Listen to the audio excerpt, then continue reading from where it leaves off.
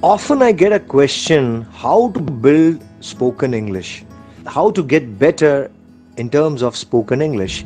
And I must have tried this with good number of students, and it's a simplified practical approach through my research how to build your spoken English.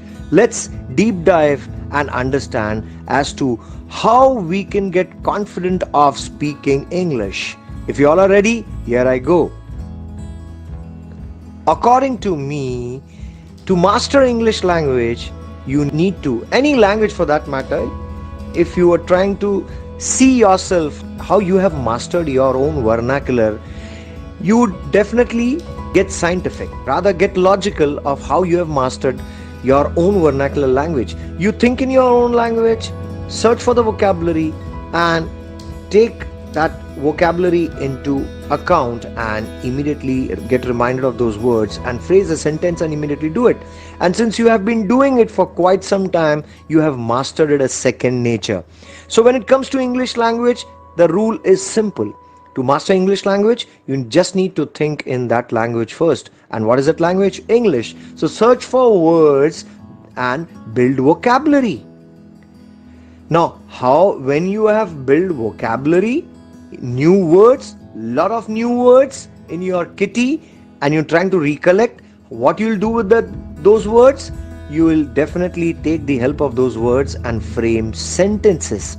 So phrasing simple sentences out of the vocabulary that you have learned is what will help you to think in that particular language.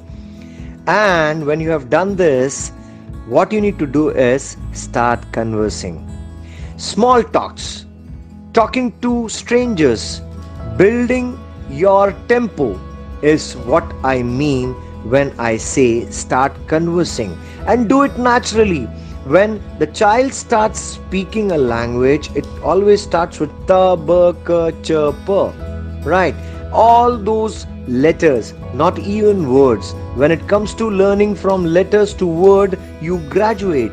And then when you're graduating, when you are escalating, when you are evolving, you will definitely see yourself surprisingly that you have learned so many words and you have mastered how to phrase it in the sentence and start conversing with people. Only thing here is you need to be child to express, to communicate to anybody who comes across. And I give you a hint here, I drop you a hint here, let it be the strangers. In case if you are undergraduate, if you are still a school goer or a junior college goer, I think you need to take and help from the stranger. Strangers are the best people to converse with, and they will never mind whether you are speaking naturally or not. Even if you pick up an accent or copying someone, I think they'll never mind because they are seeing you for the first time. So how to master English language? Just dropping a hint from my research. Now, how do you take and help of building vocabulary? One word substitution will help you a lot. What does this means is nothing but synonyms. If you know what is the meaning of audience, I've jotted down few words right from A to Z. If you take everyday help of coming across one new word, jot it down, know the meaning of it, and maybe try to exercise that particular word in the following day or in days to come. But when you're doing it, do it with a very, very conscious mind. Now, to form a good habit, it takes time. So if you're doing it consciously, the good habits will be converted very, very soon. So take an help of this one word substitution with a meaning, which is also called as synonym. Audience, altruist, atheist, anthropologist, and you have the list right from A to Z, which I have put it in the slide just to help you to understand that one word substitution is nothing but synonym. So take every new word into account. Maybe maintain a diary. How will you remember? If you put to your memory, the chances are very many that you will forget. But if you are writing it somewhere and again going back to the diary, if you have not used that word, you definitely remember that, recall it, and maybe express it at one point or the other when you are interacting with the strangers. So playing with words is fun while you learn. So, fun while you learn is what is my idea of mastering English language. So, reading or listening, identify new words, write it in your notebook. Synonym, find one similar meaning of that word and write it. If you know the synonym, meaning similar meaning of that word, then you should also be knowing the antonym, which is the meaning opposite word to that particular word. And if you have come across synonym, similar meaning, antonym, opposite meaning, let's also know homophones, word sounding similar to either synonym or antonym. And homonyms, same words with same spelling, but they rhyme the same, but they are used differently. So what I'm asking you is, whenever you are coming across any new word, whether you are listening to it through some audio or audio visual, or you are reading, please maintain a notebook, write it there. Try to find out a meaning of that word, synonym. Try to find the opposite of it, the antonym. Try to find a homophone, which is a word sounding similar to it. And if you are able to bring about 3 different words from one word, that means that one word is giving you 4 words. So a power of one word will give you 4 more words put together as an exercise, and over a period of, let's say, 200 days, you would be able to 200 days. That means if you are practicing it, making it as an habit, and trying to learn one new word, let's say practically 1 month, you'd be able to learn 30 into 4. 30 into 4. 3 4s are 12. 120 words. 120 words. The magic of doing this exercise is actually landing you to remember 120 words. And let's say if you're practicing every week some of the other words, practically 50% of it, 50 to 60 words is what you can master it in one particular month. See the amount of vocabulary that you are adding to your kitty, to your memory, and see the amount of word that you are getting known by now. It's a fantastic exercise, and it is all practical. It is nothing theoretical, and that's the reason I've laid down something for you all. What is that? I have done this exercise on this slide.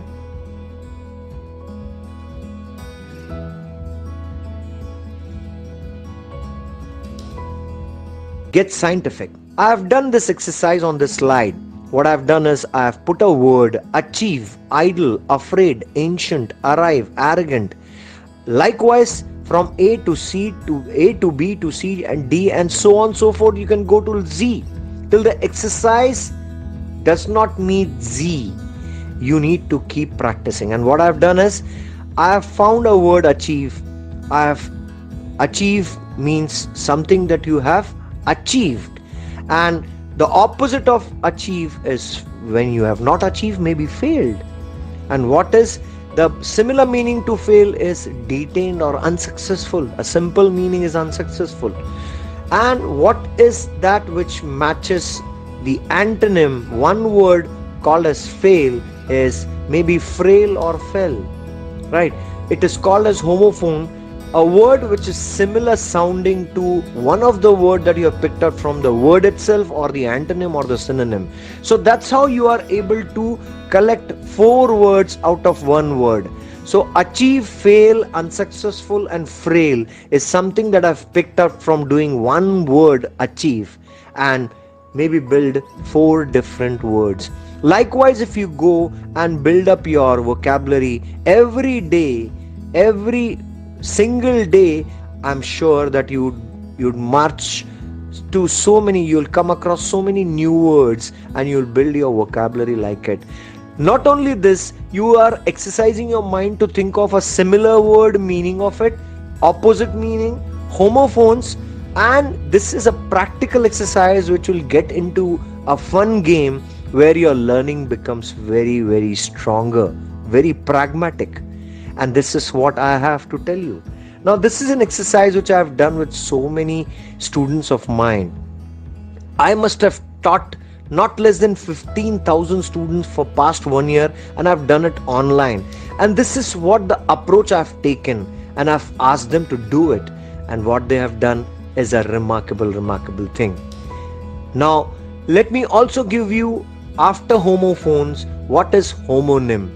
Now, let's say homonyms are the words that have a same spelling, but they are pronounced same spelling, same diction, but have a different meaning. For example, I have jotted down few words which are similar spelling, similar pronunciation, but they are used differently. That's the reason they are called as homonym. For example, I've taken the first example is address, which means the manner of speaking to another. You address, the speaker addressing a gathering. And the second is the address, which is your locational address, where you are living, right? So the address can be two meaning, but they are the same spelling and the same pronunciation. Arm is the second example, which explains to you a body part, and arm is also a division of the company. Division of the defense has 3 arms, right? Army, Navy and Air Force. Third example that we can take is bat, an implement used to hit a ball, which we all know, very popular sport called as cricket. And the another bat is an animal, a nocturnal flying mammal, right? And likewise you can build a homonym with bear, book, bright, cave, so on so forth. So our exercise is not getting restricted only to synonym, antonym or homophones, but it is also going beyond to homonym. How you'll build your vocabulary? So the second exercise is homonym. The third exercise will be idioms and phrases. How many times we have taken the help of idiom or a phrase or a proverb and explained the entire story? So these idioms or phrases or proverbs, they are extremely common in everyday conversation, but only if you see it consciously, interpret it consciously, and maybe take a clue and maybe exercise to yourself. So idioms, phrases and proverbs, they are very easy to identify and maybe exhibit. If you have imbibed it, you can exhibit it subtly. You will hear them in movies, a lot of English movies if you see, or TV shows that you see. I mean, I have found that today's generation are also fond of yesteryear's great English classical serial called as Friends. And while they speak to each other, the characters, they have a lot of laughter after it. And those laughter can also have a humor angle. So along with idioms and phrases and proverbs that you possibly spot or hear or listen to, I think the humor angle is also getting chiseled out. So maybe take a clue from that, and maybe if you are listening to them very closely, you can sound like the native speaker yourself. So what I've done is I've also listed down few idioms, meaning of it and the usage of it. So let's try to look at few examples. A blessing in disguise is a very common idiom or a phrase or a proverb that we use, right? And what it means is a good thing that seemed bad at first sight. Simple meaning, and you can use this as a part of the sentence. How you can use it? My God, I've stepped out from my home to look for something like this, and you were a blessing in disguise. You have it with you. Now I think it will be of a great help to me, right? A dime a dozen, the second example, means something common, right? Which you can use it as a part of a sentence, something common, right? Beat around the bush, avoid saying what you mean, usually because it is uncomfortable. So don't beat around the bush. Come straight away to the point is what I think you should be very, very clear with. You can use as a part of the sentence. What you can use by itself is better late than never. You have arrived, but you have arrived a little late. Better to arrive late than not to come at all. That's what it means, and you can use it by itself. So there are many idioms that I have jotted down in this particular slide just for your understanding that idioms and phrases can be used by themselves or as a part as a sentence, part in a sentence. Of course, knowing the meaning of it. So if you are developing your synonym, antonym, and homophone along with homonym, idioms and phrases would also add on to do this particular exercise of building your vocabulary and maybe consolidate your vocabulary. So, taking a clue from the first slide to here, where we have reached till homonym or idioms and phrases, I would only say that this is a fantastic exercise of knowing one word, writing in a notebook, having its synonym, antonym, homophone, coming to homonym, right, and also learning idioms and phrases and proverbs where they can be used. I think you just need to practice. How will you practice it if you do not have your friends or maybe strangers, and if you're not comfortable doing it, maybe practice it online. There are a lot of online tests at your help. Just Google it out and ask for synonym. There would be a lot of online tests. Go for it. Try and do it at a regular interval. So when you practice it, do it online. Do it very regularly, maybe once a week, or if you are not very comfortable every day, or maybe alternate day, or once in 3 days, do it, let's say, every week. Pick up a synonym or an antonym or a homophone or a homonym or maybe idioms and phrases and proverbs, and do it at a regular interval. I think your practice would be most subtle, right? Practice it with strangers. I've dropped this hint in my first particular slide itself. Strangers are actually the great bouncing boards. They'll always help you. They'll always be there, standing, giving you that support system in case if you are able to find few strangers for yourself. And you can always step out from your home and you can always find strangers you are meeting for the first time. So online test, regular intervals of your online test, and practicing it with strangers will definitely help your give some kind of a concrete shape to your vocabulary which you are learning at your home and stepping out and doing it with a stranger. So there is no magic. There is only this eighth wonder: practice, practice, and practice. So if I say this, where I mean the first practice, doing online test.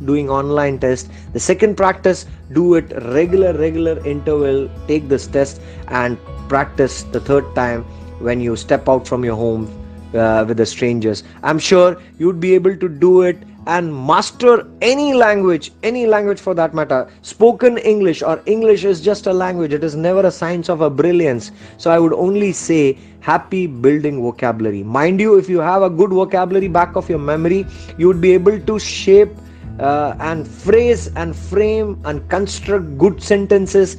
Start with a simple sentences, and when you are able to master it, I'm very sure grammar is something which is taking a back seat. How you will master it? You can master it very soon by taking a help of this pragmatic approach.